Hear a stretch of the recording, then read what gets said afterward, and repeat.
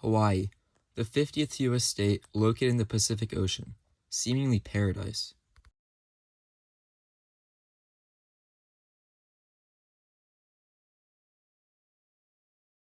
Welcome to 15-Minute Geography.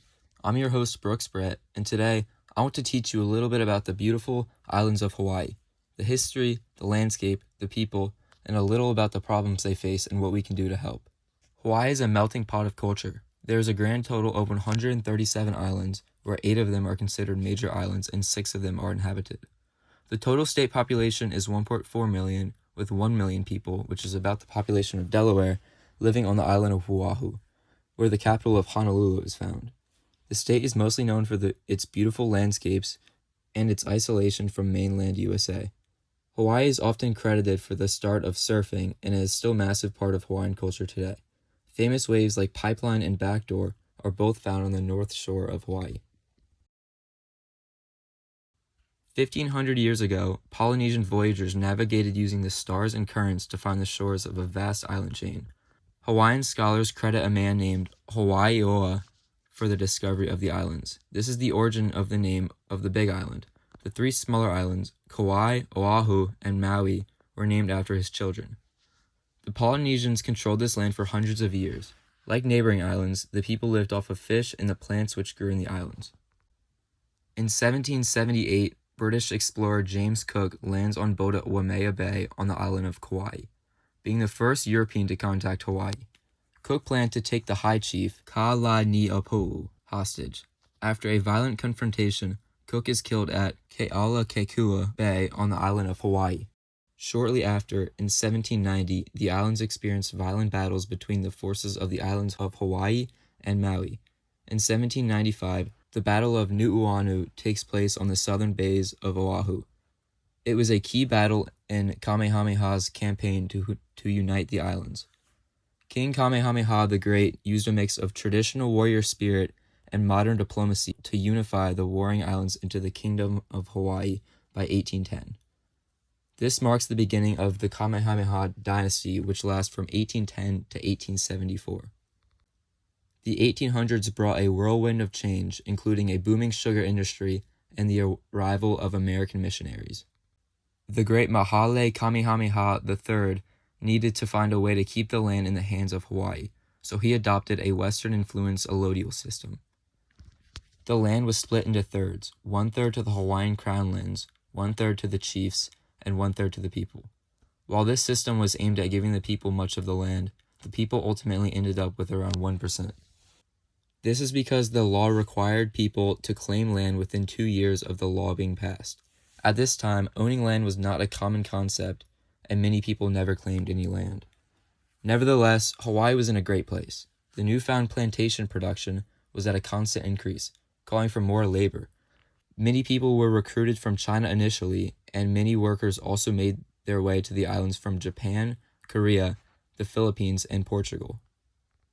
In 1874, William Charles Lunalilo, a descendant of King Kamehameha, dies with no heirs. This marks the end of the Kamehameha dynasty.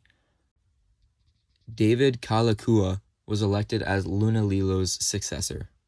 In 1887, the Constitution of the Kingdom of Hawaii is signed. This is the start of what will be a pivotal 20th century.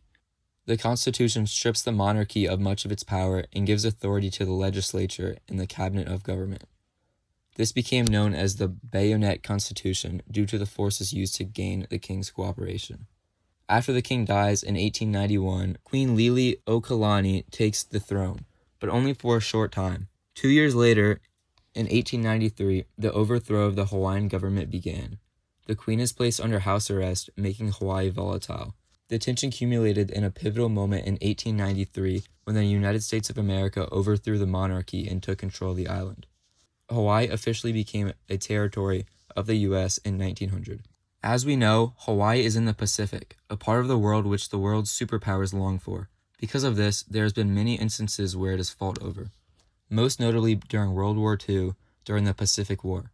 Japan was growing rapidly and winning many wars. The success Japan enjoyed, however, placed the island empire squarely in the sights of the United States. In mid-1940, President FDR moved the U.S. Pacific Fleet from San Diego to Pearl Harbor and Oahu.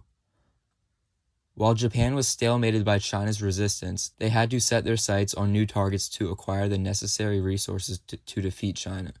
They had their eyes on European territories like the Malay Peninsula and the Dutch Indies. They knew this would inevitably start a war with the United States, so they had to make a strategy so the U.S. would not intervene. What they did next would change the course of history and spark a war that would be talked about forever. On the morning of Sunday, December 7, 1941, Japan launched a surprise attack on Pearl Harbor, bombing and damaging over 300 warships and killing around 2,400 U.S. soldiers. Many of you probably know how the U.S. later responded to this, but that's a story for another time. Following this, Hawaii officially became the 50th U.S. state in 1959.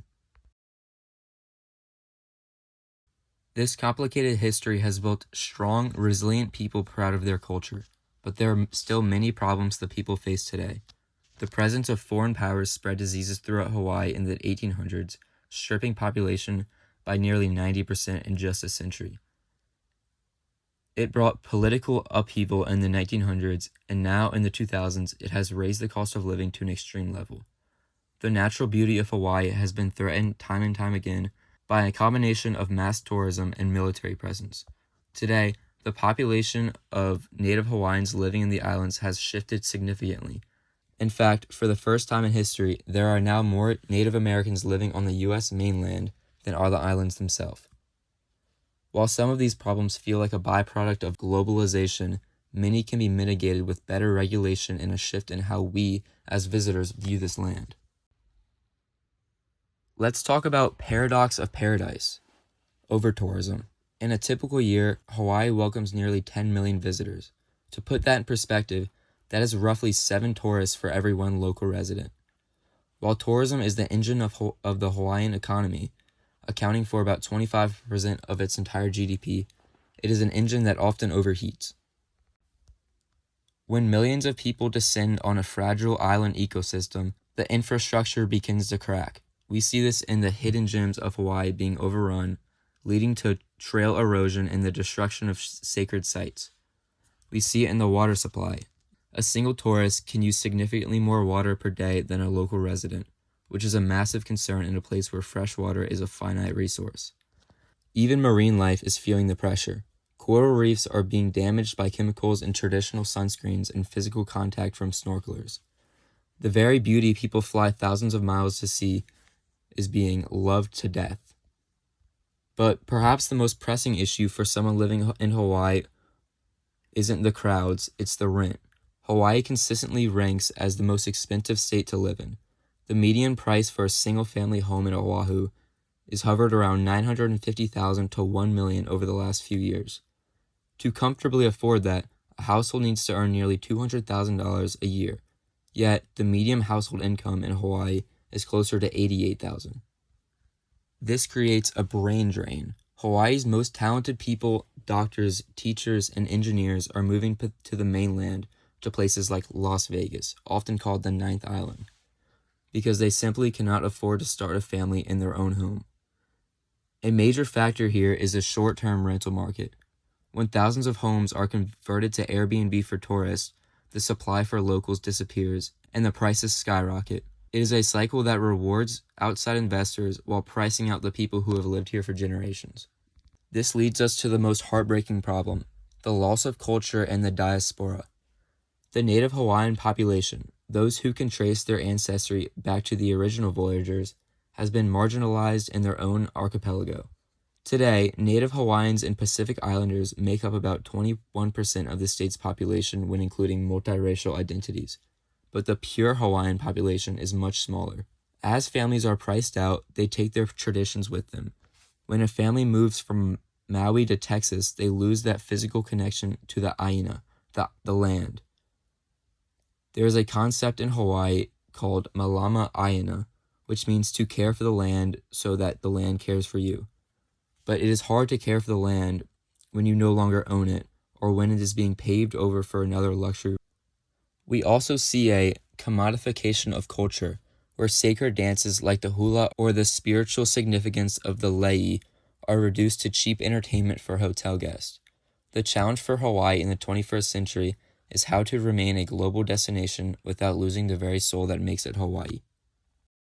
While these challenges are significant, they aren't insurmountable. The path forward for Hawaii begins with a shift from over-tourism to regenerative tourism. Instead of just visiting for the views, the state is moving toward a model where travelers contribute to the land. One proposed solution is a green fee, a small tax for visitors that goes directly toward protecting coral reefs and state parks. By making tourism work for the environment rather than against it, Hawaii can preserve its natural beauty for the next generation. Regarding the housing crisis, the solution lies in policy. There is a growing movement to strictly regulate short-term rentals and prioritize local-first housing developments. By converting vacation rentals back into long-term homes for residents and providing subsidies for Native Hawaiian families, the state can begin to stem the tide of the diaspora and keep its people home. Finally, the most powerful solution is the revitalization of the Hawaiian language and culture. Through immersion schools and community-led restoration of ancient agricultural sites, the youth are reclaiming their identity. This isn't just about preserving the past. It's about building a future where the aloha spirit is a lived reality, not just a marketing slogan. Solving Hawaii's problems requires us to listen to the people who have cared for this land over a millennium. As we look ahead, the goal is clear: a Hawaii that is sustainable, affordable, and most importantly, remains in the hands of those who call it home. We've covered a lot of ground today, from the ancient voyagers who first navigated these waters to the complex political and economic struggles the land faces in 2026. Hawaii is so much more than a vacation destination or a backdrop for a movie. It's a place of deep historical consequence and a culture that has survived against incredible odds. The story of Hawaii is one of resilience. It's the story of people who have fought to keep their language alive, to protect the land from overdevelopment, and to ensure that their children can afford to live in the place that they call home. As we look at geography, we have to remember that it isn't just about maps and data points. It's about the relationship between people and the land they inhabit. If there's one thing I hope you take away from this video, it's that the aloha spirit isn't a commodity to be bought, but it's a responsibility to be shared. Whether you're a resident, a student, or just someone planning a visit, we all play a part in the future of these islands. Thank you for joining me on this journey through the 50th state. If you enjoyed this deep dive, stay tuned for our next episode as we continue exploring the world, one region at a time. I'm Brooks Brett, and this has been 15-Minute Geography with Brooks. Aloha!